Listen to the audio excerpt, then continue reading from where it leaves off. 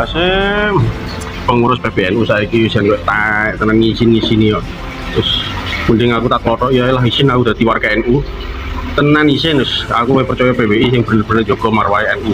Jaga Amalia NU, jaga sejarah NU PBI. Aku isin dadi warga NU. Stiker NU ning motorku, bendera barang wis giyah aku, giyah nibarne. Isin instruksi kok kon ngedoi dulur dhewe. PWI LS kuwi wong-wong pagar usaha wong-wong banser kon ngedoi kabeh. Taek tenan PBNU kuwi. Pengurus PB gaplek ya. Sini. Sepurane Mbak Hasim, sepurane aku tetep NU kultural wae. Aku mau ngetokne NU ku. Apa tok ya weh. Wis esuk kudu padha.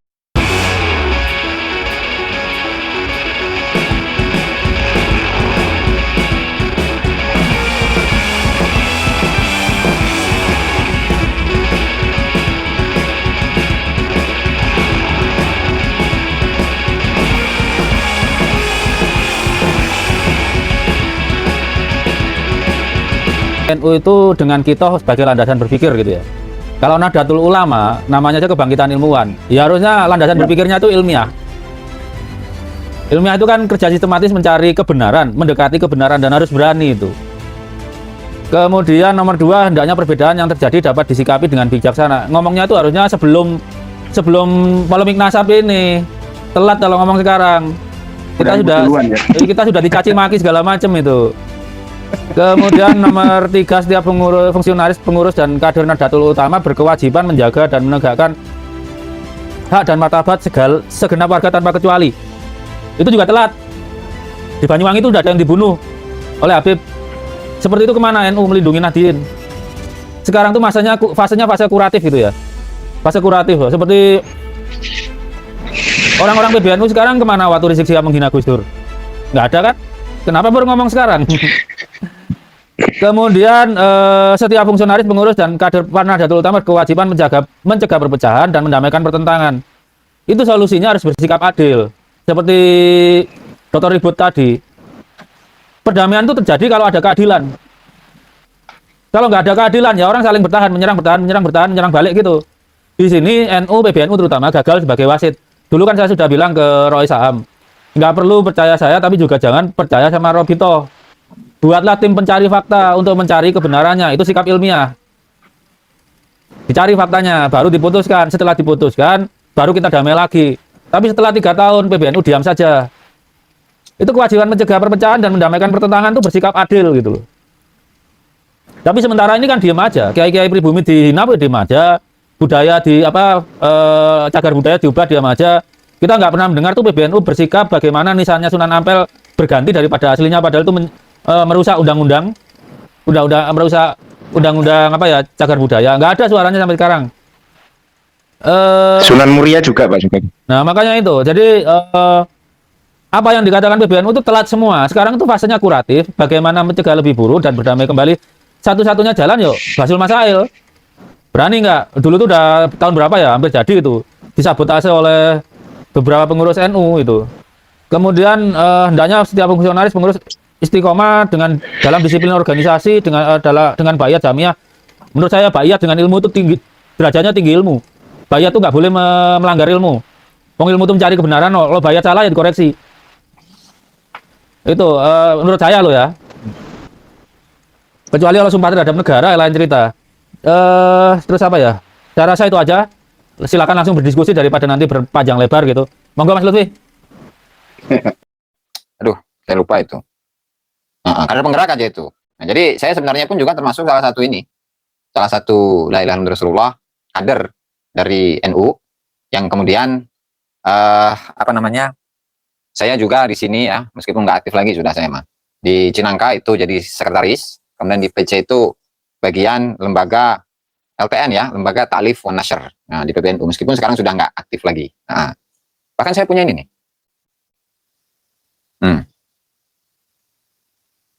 Punya Kartanu saya mah tuh, punya Kartanu. NU saya, PKPNU betul, Petempur Beras ya. Saya punya PKPNU, Kartanu tuh punya tuh. Nah, ya nggak kenapa-napa Mbak Nur. Kurang tertarik aja itu. Gitu intinya ya. Jadi semangatnya itu bukan semangat untuk mencari duit di NU, tapi semangat keilmuan, semangat pengetahuan, semangat apa namanya? Eh, kebebasan. Kebebasan, karena misi dari PWLS itu adalah misi penyelamatan, misi pembebasan. Nah, jadi bukan misi agar kita ini menjadi orang-orang yang terpenjara di dalam gua seperti Sun Gokong, bukan. Tapi misi agar kita ini menjadi sebagai seorang manusia yang baik, manusia yang soleh, manusia yang bertakwa, manusia yang memiliki pemikiran yang cerdas. Misi kemerdekaan, Beb Boris, betul, Beb? Itu seharusnya gitu ya. Tapi apakah NU ini atau PBNU itu akan mendengar keluhan-keluhan atau apa bahasanya ya, curhatan-curhatan dari orang-orang atau dari apa namanya, dari warga NU akar rumput atau tidak? Ya Allahu alam. Karena memang begini, Beb, Ratu Bagus. Saya pernah mendengarkan satu statement yang disampaikan oleh seseorang yang pernah soan kepada Abu Yamuh tadi itu. Kamu jadi NU?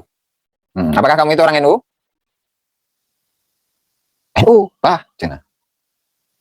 Ulah NU itu jangan menjadi NU neangan duit. Beb, Ratu Bagus. NU itu jangan neangan duit. NU neangan duit, tahu neangan duit, nyari duit. Tapi perjuangan.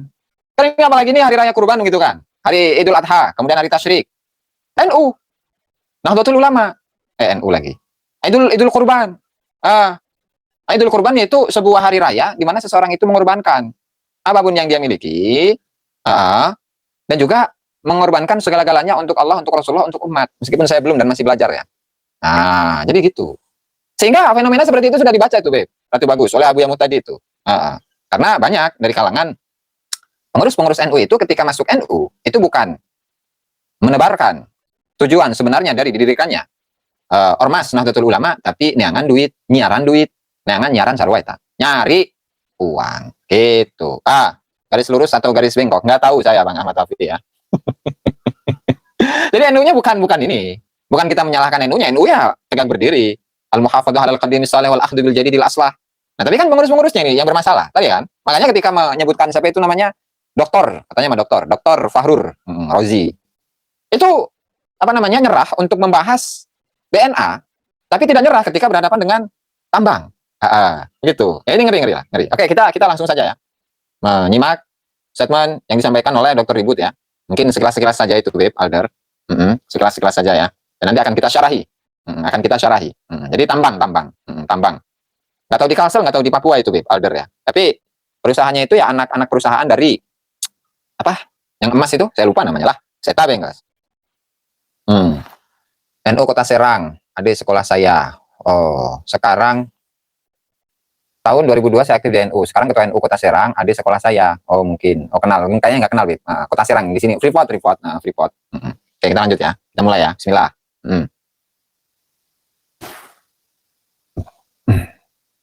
Ideologi kultural tentunya saya juga bagian dari Nahdlatul Ulama ya, insider.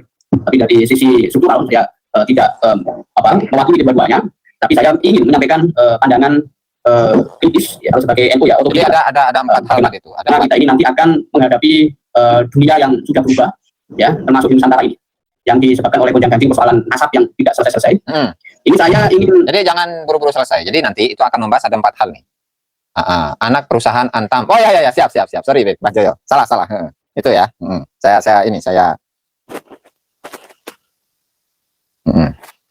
revisi. Ya. Anak perusahaan Antam. Nah, itu Mas bukan, Beb. Antam itu. Lanjut. Ada 4 poin nanti akan disampaikan oleh siapa, Dr. Ribut ya. Dan nanti akan kita syarahi ya. Siap, Beb, Abdul Fattah. Nah, ngopi-ngopi, Beb. Tadi yang dibacakan terutama di poin keempat ya. Jadi di poin keempat instruksi PBNU itu yang secara terang bahwa pada itu agar tidak bergabung dengan organisasi atau institusi yang dibentuk untuk menjalankan permusuhan seperti PWI, LS. Saya tertarik sekali untuk. Jadi apakah PWI LS itu sengaja atau sebuah organisasi yang sengaja dibuat untuk menciptakan permusuhan? Nih, bahkan saya sampai punya benderanya tuh. Laskar Sabilillah ya kan?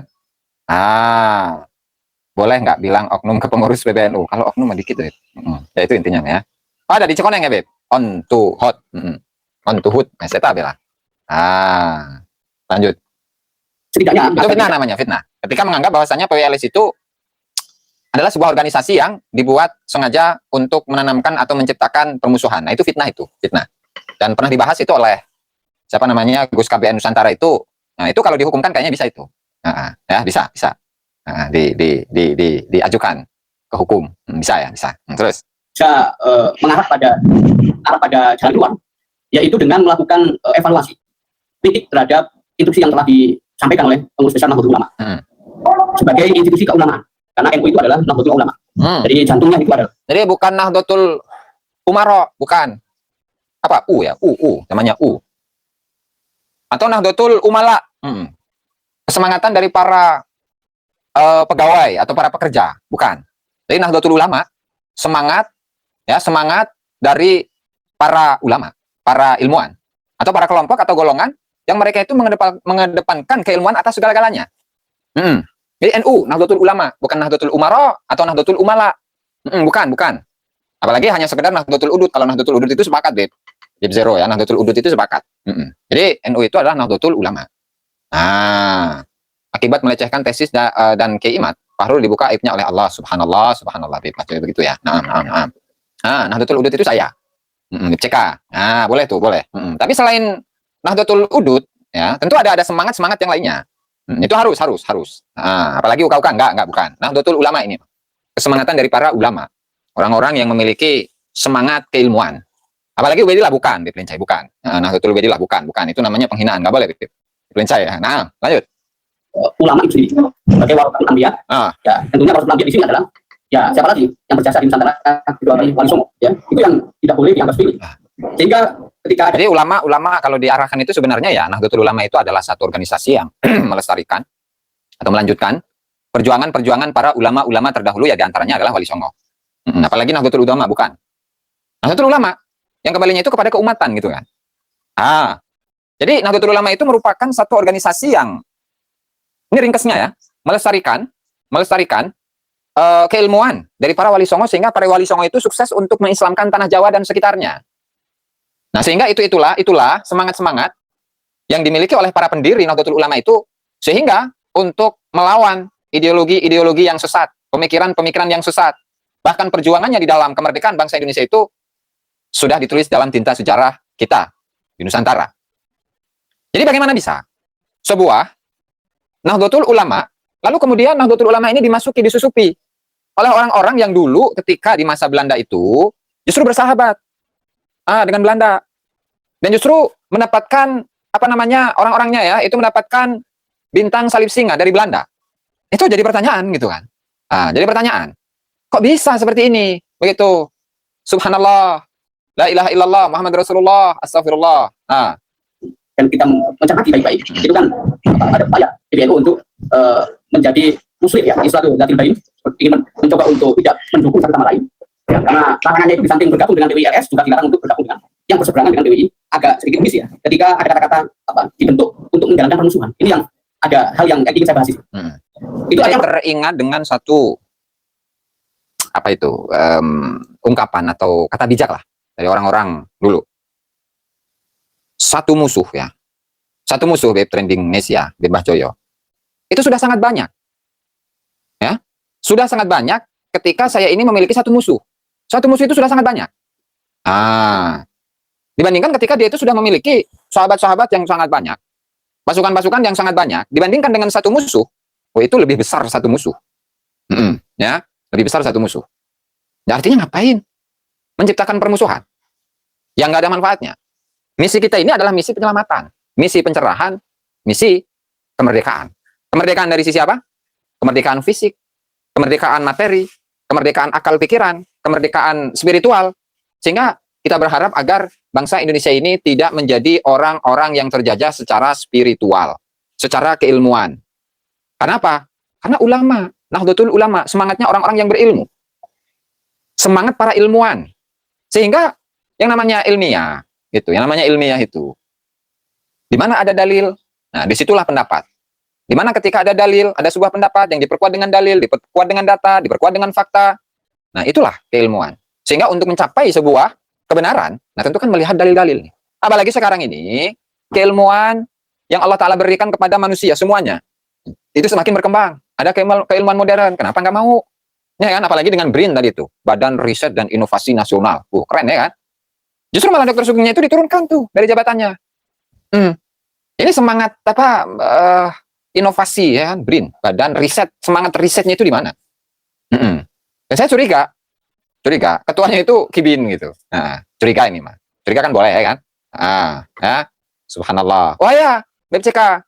Karena beliau itu yang mengikuti, mensuri toladani, anak cucu dari Faqihil Muqaddam.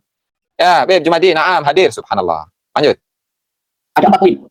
Ya, adalah takaluf, ya. Takaluf. Apa keputusan yang itu mengandung apa? Memaksakan diri, takaluf itu memaksakan diri. Udah tahu misalkan nih, bagi yang punya cicilan.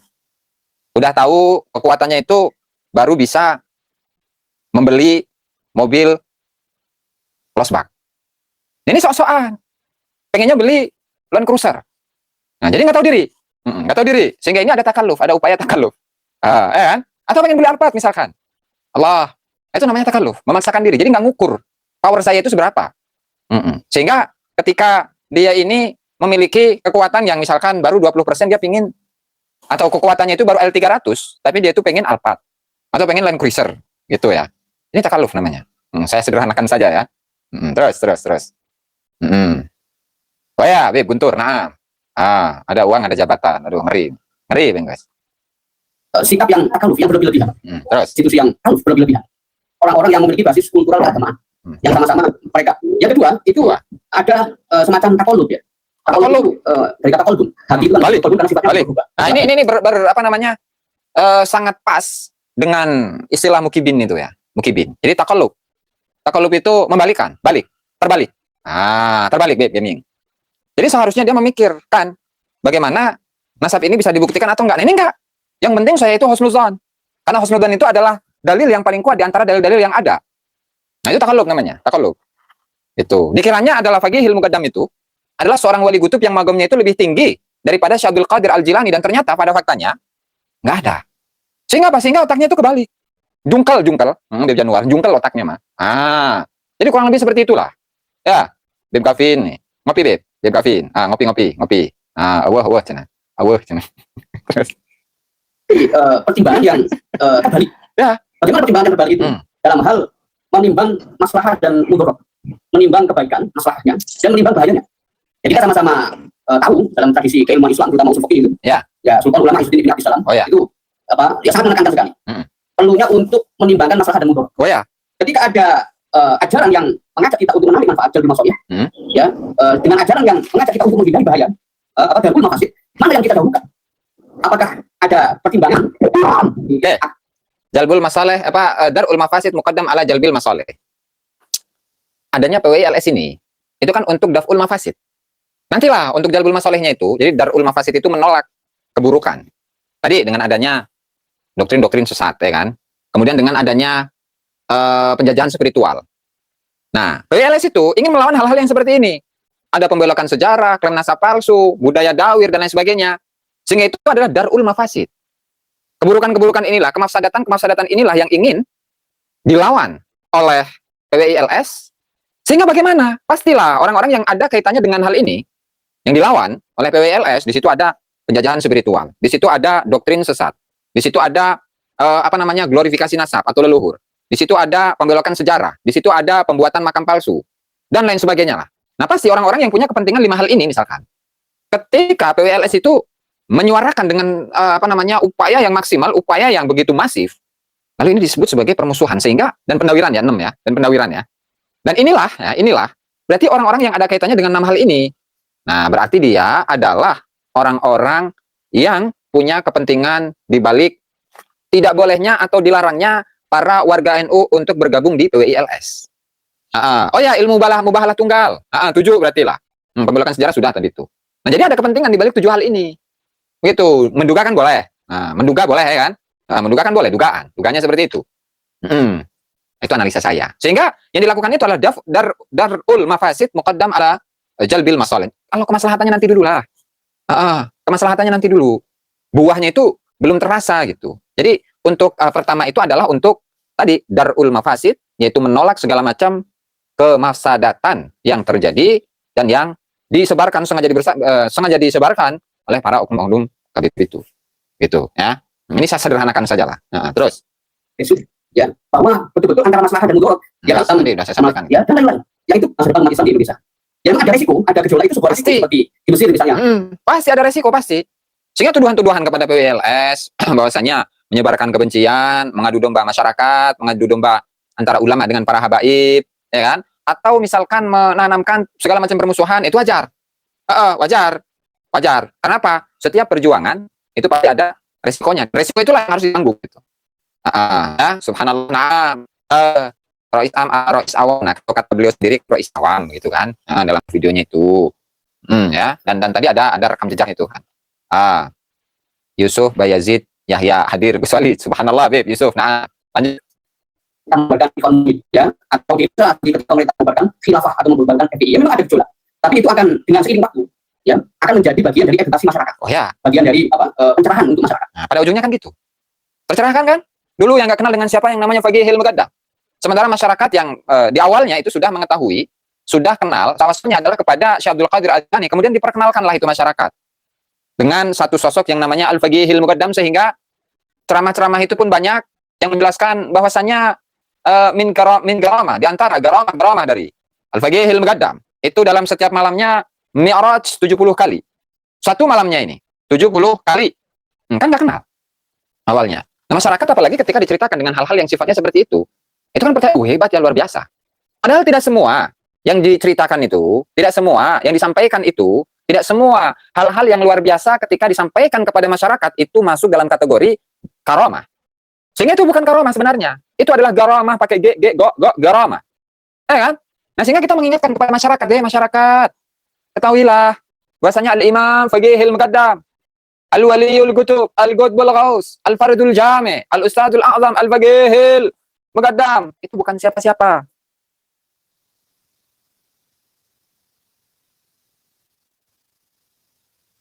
Ini bukan siapa-siapa. Itu adalah sosok yang tidak pernah dikenal di dalam sejarah. Itu adalah sosok yang tidak pernah diketahui dalam sejarah. Jangankan sebagai seorang, bentar.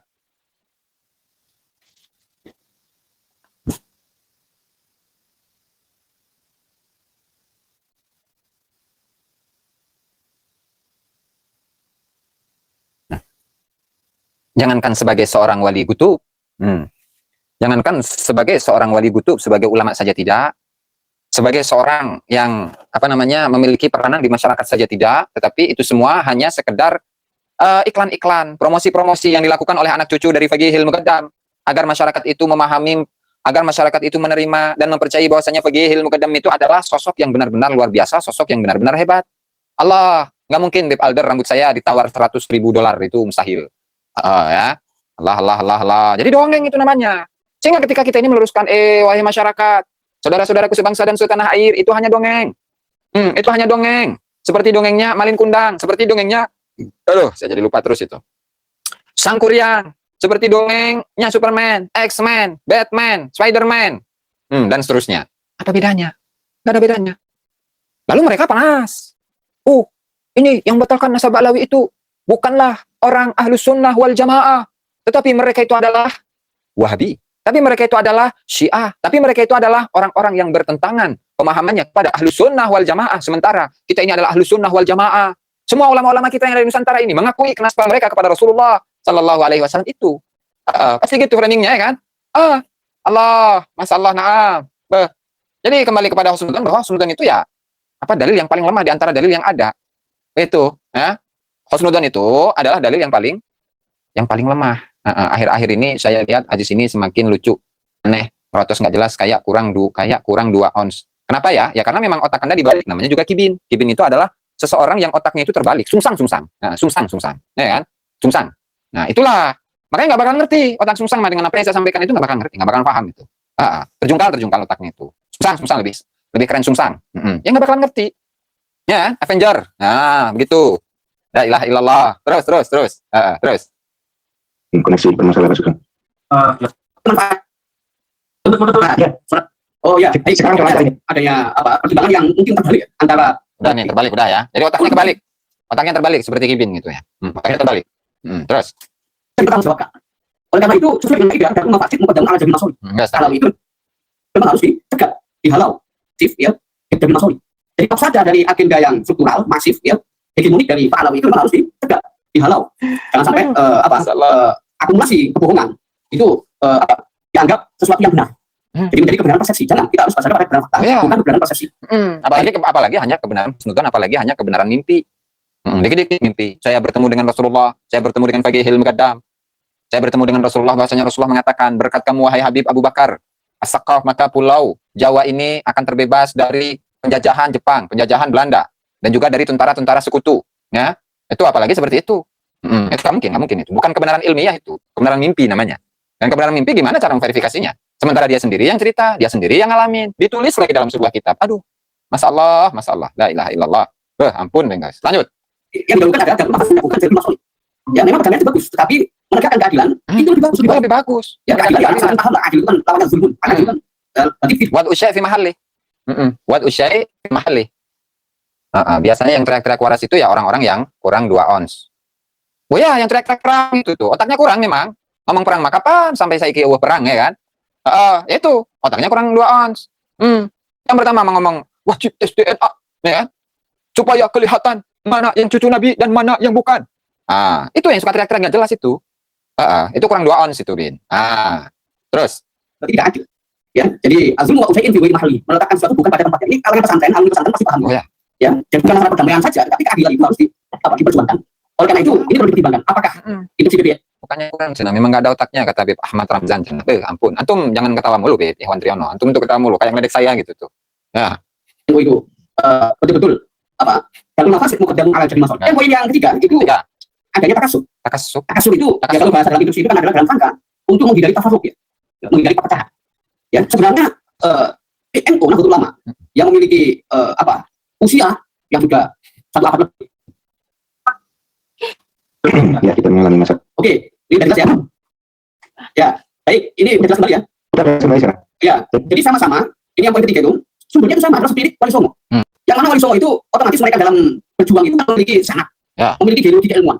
Ya, kalau Nabi diutus inama bu'is tuli utang 5 kali nafas, itu Wali Songo itu berangkat di Indonesia. Sehingga masyarakat itu berbondong-bondong masuk Islam ya dengan tanpa paksaan. Ya, dengan 2 prinsip kita terus dengan bertahap dan juga ada khaus, tidak menyakiti, tidak melukai. Jadi sama spiritnya itu sama. Ya, jadi PWIR selama ini adalah ingin menyampaikan kajian ilmiah.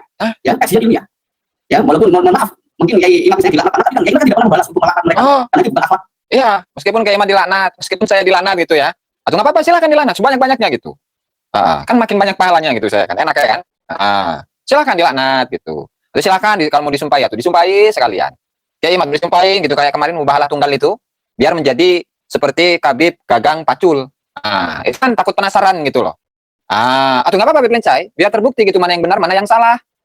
Gitu, Bapak Kibin. Nah silakan tuh Bapak Kibin ya, Garnol. Garnol, ngaran lagi keren ya. Itu silakan untuk mubahalah tunggal biar cepat. Bertemu dengan Al-Imamul A'zam, Al-Ustazul A'zam, Al-Faqihil Muqaddam. Takut penasaran gitu, apakah Faqihil Muqaddam itu ada atau tidak? Silakan dicoba. Kayak kemarin tuh, naruh Al-Quran di atas kepalanya, kemudian syahadat, terus sampaikan bahwasanya nasab alaihi bersambung kepada Rasulullah Shallallahu Alaihi Wasallam, serta laknat itu, laknatlah orang-orang yang tidak percaya bahwasanya nasab alaihi bersambung kepada Rasulullah Shallallahu Alaihi Wasallam. Khawatirnya penasaran dan ingin segera bertemu dengan Al-Imam Al-Faqihil Muqaddam. Begitu. Itu nanti di Maxron ya. Nanti itu di mana Allah itu, karena umur setiap manusia itu sudah diatur, sudah dituliskan oleh Allah Subhanahu Wa Taala. Jadi tidak menggunakan husnuzon lagi, sudah langsung pembuktian, gitu kan? Terus dari Bang Ahmad Rafi, biarkan. Orang itu langsung. Oke, itu yang ketiga. Jadi jangan sampai terpecah, karena porsinya itu memang agak berbeda. Kalau BNU memang lebih normatif. Artinya normatif itu ya kepentingan untuk kebangsaan, bahkan kepentingan untuk merawat jagat, membangun peradaban. Ini merawat jagatnya siapa, membangun peradaban siapa gitu pertanyaannya ya. Aduh, kira-kira ini saya tanya ke teman-teman. Jadi PBNU itu merawat jagatnya siapa? Kemudian membangun peradabannya siapa? Itu silakan dijawab ya. Subhanallah, silakan dijawab, wah, ampun. Ya, silakan dijawab, membangun peradabannya siapa, merawat jagatnya siapa? Bang Ahmad Rafi, ampun. Peradaban Yuya, peradaban Tarim, Cina Habib Sentanu, Habib Susilo, Pewayangan, menjaga peradaban Klub G, Cina jagat-jagat onta, Cina astagfirullahaladzim, ini nggak ada yang khusus belas ya sama PBNU, ampun nih, kenapa ini teman-teman ini ya? Yo, sangat semangat untuk menjadi bersama dengan tiga musuh dunia, menjadi besar. Padahal yang ini makro. Tapi yang kemudian apakah yang mikro ini betul dipertimbangkan, dipikirkan secara matang? Karena yang mikro ini yang kecil-kecil itu dari akar rumput sebenarnya. Wah ya. Yang berkorban di masyarakat yang mengamati langsung bagaimana.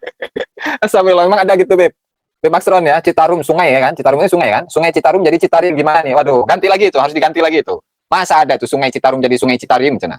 Waduh, aduh. Mana kebohongan secara masif itu ya sampai makam pun dimasukkan itu yang tahu yang di bawah ya nah dari basis rasa tadi itu banyak porsi yang dimiliki oleh PWI itu adalah porsinya adalah historis. Historis. Jadi mestinya yang normatif historis itu saling melengkapi. Oh ya. Ya syukur-syukur ya di PWI itu memperkuat kajian-kajian historis ya entah itu penasapan entah itu masalah riwayat hadis sunnah dan seterusnya untuk menghadapi perkembangan global kayak di Mekah itu ya yang memfasilitasi untuk mempertemukan mazhab Islam ya mengangkat tema binaul busuri bainal madzhab al-islamiyah membangun jembatan mazhab Islam.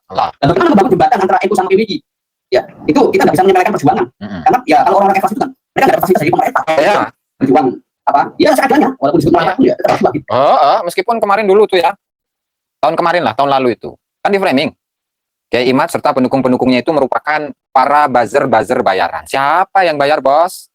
Yang bayar siapa? Nggak ada yang bayar. Kalau ada yang bayar mau laptop saya udah bagus itu. Masalah. Kalau ada yang bayar, mungkin apa namanya? Sinyalnya itu tidak akan diganggu oleh Fagihil Muqaddam.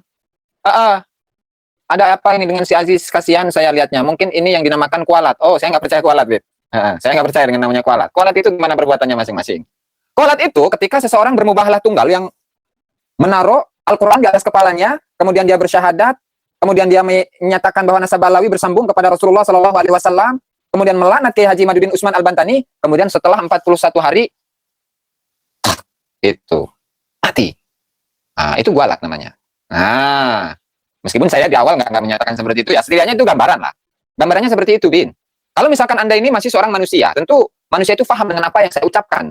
Kalau Anda ini masih manusia, kalau otak Anda itu tidak sungsang, nah beda permasalahannya ketika Anda ini memiliki otak yang sungsang, maka apa yang saya katakan itu nggak akan ngerti, nggak akan ngerti. Kenapa? Sungsang otaknya gimana? Nah, gitu namanya juga otak sungsang, nggak aneh.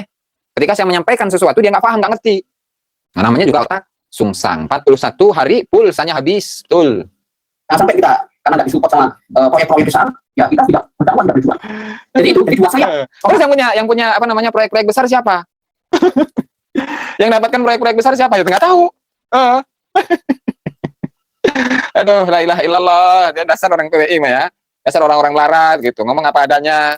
Data yang tampilkan itu pun juga gratisan datanya ya kan. Namanya juga orang larat gitu. Tapi jangan heran. Ketika orang larat itu sudah berkoar di mana-mana, mendakwahkan apa yang dia baca. Nah, itu akan banyak masyarakat yang tercerahkan dari statement-statement yang disampaikan oleh orang-orang PWI. Ya, subhanallah. Melongso. Nah, tapi itulah namanya perjuangan. Jadi saya teringat ini dengan sejarah Rasulullah SAW. Jadi apakah ada dalam bayangan kita bahwa para sahabat Nabi ketika berperang dengan orang-orang kafir, baik itu dari kalangan orang Quraisy ataupun dari daerah-daerah yang lain, ya, apakah kalangan sahabat-sahabat Nabi itu adalah orang-orang yang kaya, menggunakan baju-baju yang bagus, menggunakan segala peralatan itu lengkap, canggih dan seterusnya? Enggak. Justru dari kalangan sahabat-sahabat itu dari orang-orang yang nggak punya duit, bapet. Melarat. Bahkan sampai Rasulullah itu pada suatu hari ketika sebelum ke situ.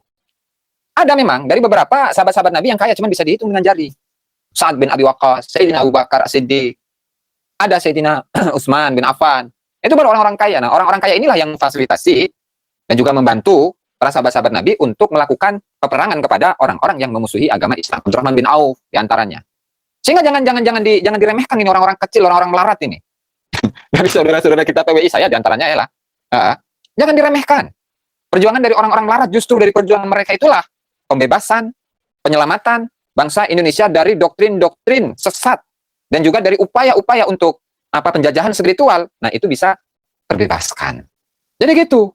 Makanya dari teman-teman PWI jangan berkecil hati lah, karena memang di dulu perjuangan umat Islam di zaman dulu itu terdiri dari orang-orang yang melarat. Dan memang seperti itu, sunatullah seperti itu, mau kayak gimana lagi gitu kan. Perjuangan Rasulullah, perjuangan para sahabat Rasul dan orang-orang para salafus salihun dalam melawan kezaliman, melawan penjajahan itu dari kalangan orang-orang yang nggak punya. Salah saya nggak tahu Mr. Karen itu ya, lupa saya. Istiqamah, lah. Ini meskipun dicaci maki, saya nggak punya otak dan lain sebagainya. Silahkan. Nganggap saya nggak punya otak, silahkan. Dan pada faktanya kita bisa menilai kok buah dari perjuangan ini. Gitu. Udah kita rasakan selama 4 tahun ini. Jadi kalau yang kita ajak itu adalah orang-orang yang memiliki otak sungsang, ujungnya ya husnuzon. Ujungnya husnuzon dan selesai. Yang batil itu akan hancur. Itu pokoknya mah. Kalaulah dari kalangan kibin itu ada aulia. Kalaulah dari kalangan kabib itu ada aulia, ada wali-wali Allah Subhanahu wa taala, Mr. Garen. Mana? Mana buktinya? Coba sih tawasul atau munajah, istiqomah, bukan istiqomah, istikharah, meminta petunjuk dari Allah Subhanahu wa taala bagaimana caranya untuk membuktikan bahwa nasab Alawi ini benar-benar nasab yang tersambung kepada Rasulullah sallallahu alaihi wasallam. Kalau banyak dari kalangan para aulia, baik itu dari kalangan kibin atau dari kalangan habib, ya silahkan lakukan.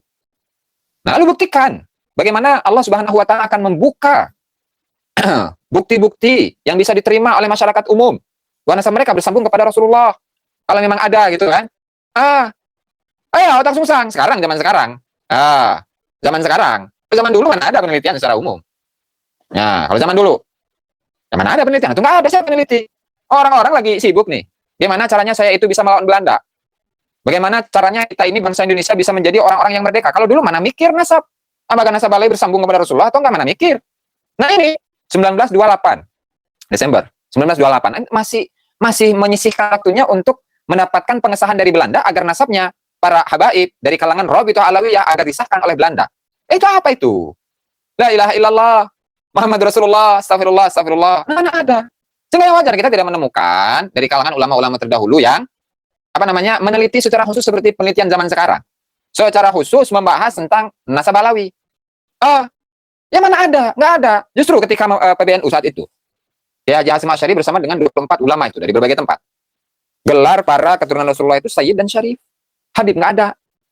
Nah, itu sebenarnya sindiran ya kan? Sindiran itu. Dan juga Sunan Kudus pun memberikan sebuah statement. Nasab Alawi itu, nasab para habaib, keturunan dari Alwi bin Ubaidillah, itu sampai sekarang tidak bisa mendatangkan bukti yang dapat meyakinkan orang lain akan kebenaran dari nasab mereka kepada Rasulullah Shallallahu Alaihi Wasallam. Gitu. Itu Sunan Kudus temannya Utsman bin Yahya saja ngomong kayak gitu. Ini la ilaha illallah Rasulullah.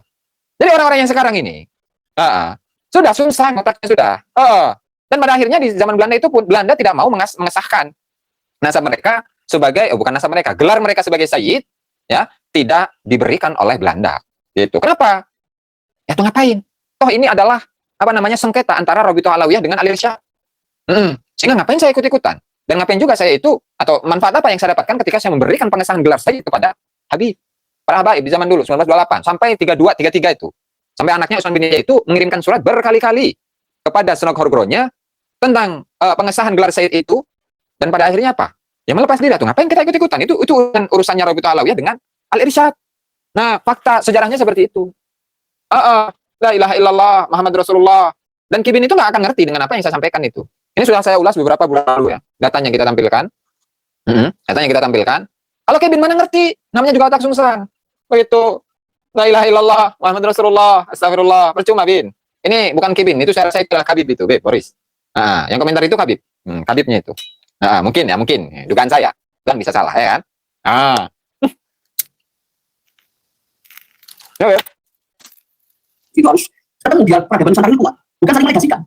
Ya, ini yang mungkin ya, itu seperti ingin menegasikan DWI, tapi kan sangat saling menegasikan. Ya, karena nggak mungkin lah semua itu masuk surah BNO, BWNO, BCNO, BCNO, ranting, nggak muat itu. Masuk itu. Tapi kan sama jualan tetap. Ini yang saya sebut dengan inkasar, kaca itu sudah lagi dibenahi dalam pecah. Oleh karena itu ini mumpung belum jauh, ya ini perlulah melakukan otokritik. Kemudian yang ketiga, yang keempat, yang terakhir. Operator makanan dari mulut itu apa namanya? Itu barogah. Barogah itu namanya. Barogah. Nanti akan dilanjutkan diskusi. Itu yang saya sebut dengan tahadur. Jadi yang pertama itu takaluf, yang kedua itu takoluk, yang